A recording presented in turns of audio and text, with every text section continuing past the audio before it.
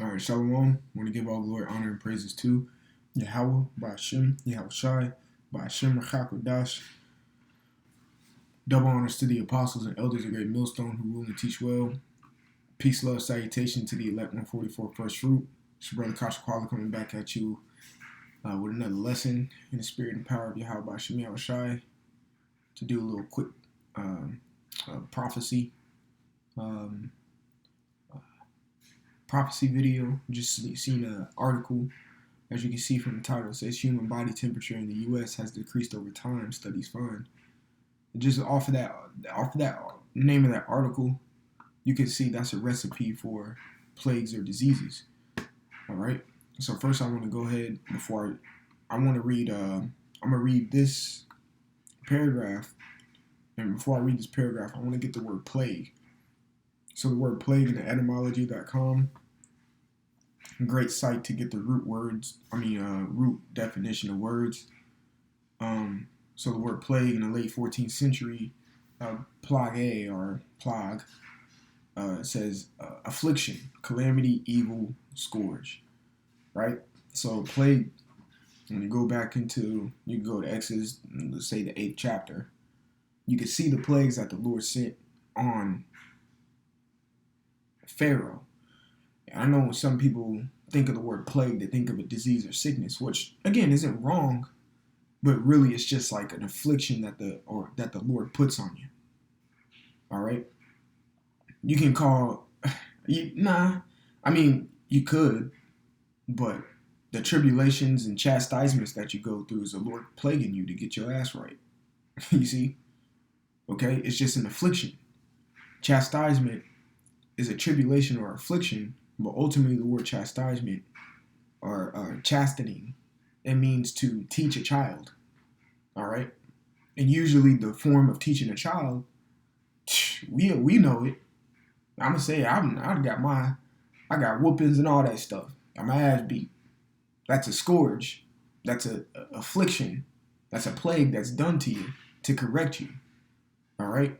So it's the same thing in the manner of what the Lord's gonna do to America. It's gonna fully correct America by sending these plagues on it and ultimately decimating it at the end of the day.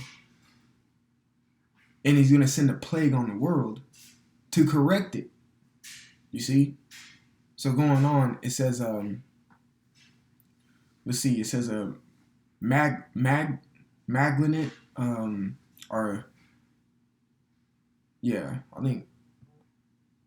that's what it is. Disease. And it says pestilence right under there. You keep going, it says a stroke or a wound. It says to strike or to lament. You see that? To strike or to lament. So that means an actual affliction or being touched. The Lord gonna come back down here and touch people. Also, it says an epidemic that causes many deaths. All right, the epidemic is like a disease or the pestilence. All right, so going back, of course, it says human body temperature in the U.S. has decreased over time. Usually, when your body temperature either rises or decreases, you either got a cold or a fever. Straight up, okay? You either got a cold or a fever. Fever, you're too goddamn hot. All right? Your body temperature decreases, that means you're dying. Straight up. You ever, you sometimes you watch the movies and a main actor is about to die or something, he'll be like, I feel cold. On some shit like that because his body temperature is decreasing because he's dying. All right, so yes, your temperature of the body has to do a lot with a plague or whatnot. Matter of fact, I'm gonna get an example of your body temperature lowering before you die. This is 1 Kings. No, I want to say 2 Kings.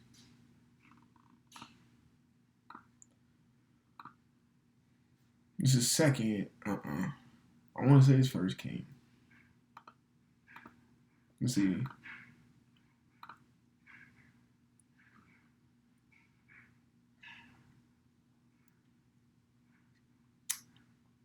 Bear with me one moment. Yep, it's First Kings. First Kings 1:1. And now King David says, now King David was old and stricken in years, and they covered him with clothes, but he got no heat. Why? He was old, stricken in years, and his days were numbered, and he was coming to the end of his life. It says, verse 2, wherefore his servant said unto him, let there be sought for my lord the king a young virgin, and let her stand before the king, and let her cherish him, and let her lie in thy bosom, that my lord the king may get heat. Now, why did they seek out a young virgin, a young damsel?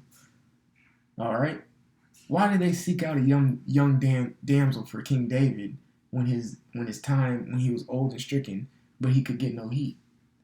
Because you bring a pretty woman to your sight, fair to look upon.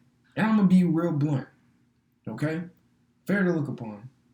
It says, and let her stand before the king. What, you think she was just standing there? She was probably butt ass naked. Okay? I'm just being real.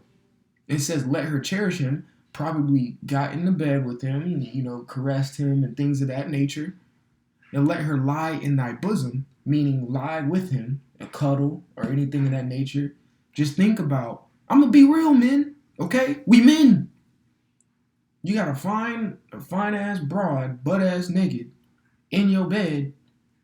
Your rocks are going to start activating. You will get an erection. Your blood will start pumping. Meaning what? You're generating heat. That's why they had the young damsel come to him when he was in the time of his stricken years, and he got no heat because he was cold, because he was dying.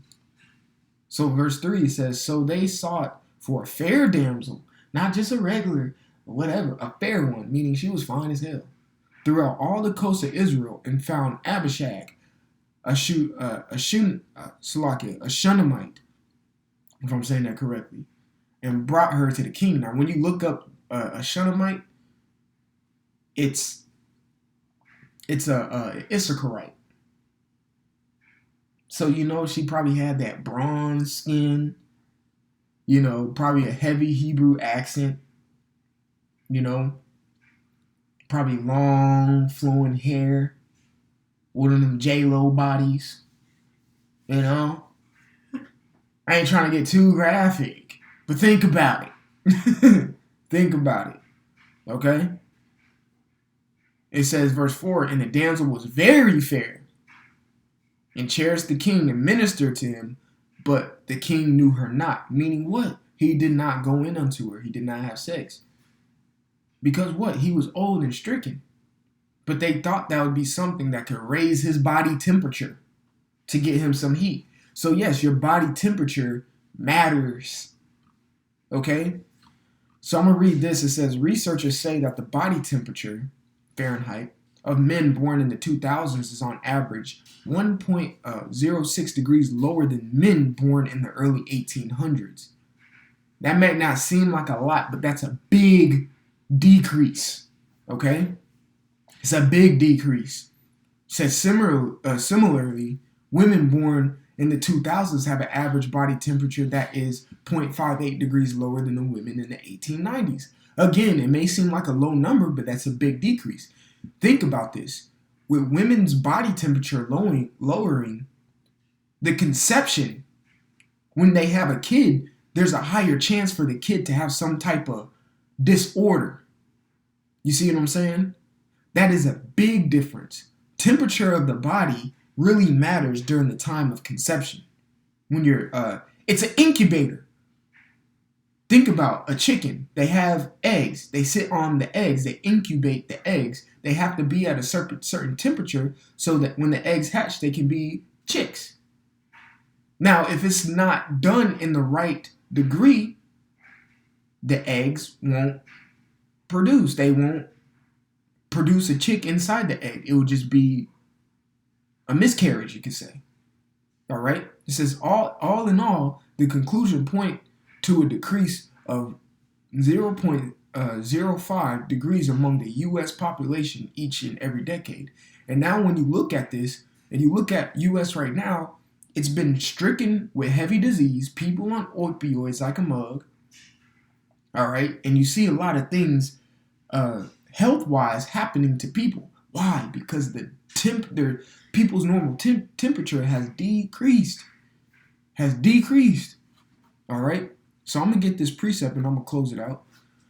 2nd Ezra 15:1. Behold, speak thou in the ears of my people the words of prophecy, which I will put in thy mouth, saith the Lord, and cause them to be written in paper, for they are faithful and true. Exactly, they're faithful and true. The scripts say, let the Most High be true and every man a liar. This is Romans chapter 3, verse 3, when it pops up. Bear with me 1 second. You know, Satan want to make the internet go slow when you're trying to make a point. You know? Lord willing, that loads.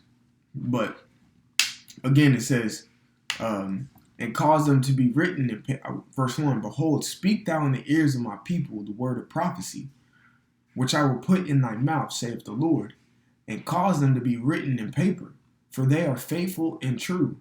Okay? Exactly. Romans 3:3. For what if some did not believe? Shall their unbelief make the faith of the Most High without effect? God forbid, meaning, hell no. Yeah, let the Most High be true, but every man a liar. You see that? Exactly. Let the Most High be true and every man a liar. So those words that are written in paper are faithful and true. All right, I'm just going to finish that precept off. As it is written, thou mightest be justified in thy sayings, and mightest overcome when thou art judged. Exactly. How are we justified in the sayings?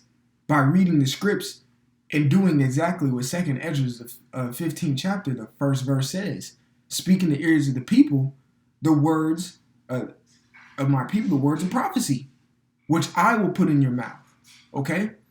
That's how if you speak in the words of the Lord, you're blameless.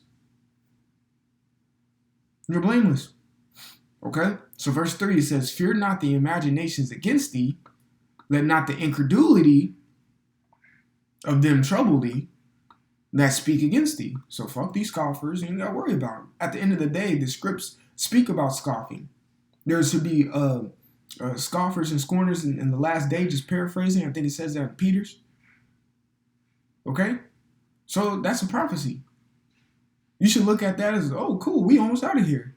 Because they said in the last days it will be you people. Verse 4 says, for all the unfaithful shall die in their unfaithfulness. Exactly. So what? What if some did not believe? Did unbelief make the faith of the Most High without effect? No, fuck them. Whatever. They're just going to have to drink of that cup. And like it says in 2nd Ezra 9, they're just going to have to experience death by pain. And also what it says in 2nd Ezra 9, if I'm not mistaken, I ain't worried about that. I'm more so focused on how the righteous shall be saved. They're going to get their reward, whatever. And we know what the reward for unfaithfulness is. It's death. Okay? Verse 5, it says, behold, saith the Lord, I will bring plagues upon the world. And exactly, a human body temperature around the U.S. decreasing over time is a recipe for a big ass pestilence or a big strike or a lament or an affliction or a calamity, an evil or a scourge or a stroke or a wound to happen. A big blow, all right? Or what? An epidemic that causes many deaths. That's a big recipe for that. When your body temperature lowers. We read in 1 Kings about King David, how when your body temperature lowers, you're on the brink of death. All right? So verse 5 again, behold, saith the Lord, I will bring plagues upon the earth. So all them scourges and evils and calamities. And then it explains what those plagues are. The sword, famine, death, and destruction. All right? So I just thought that was an interesting article. I may put it in the descriptions below. Lord willing, this lesson was edifying. I want to give all glory, honor, and praises to Yahweh, Ba'ashem, Yahweh Shai, Ba'ashem, Machakodash. Double honors to the apostles and elders of Great Millstone who rule and teach well. Peace, love, salutation to the elect 144 first fruit. Brother Kasha Kwarman. Until the next time, I'll say shalom.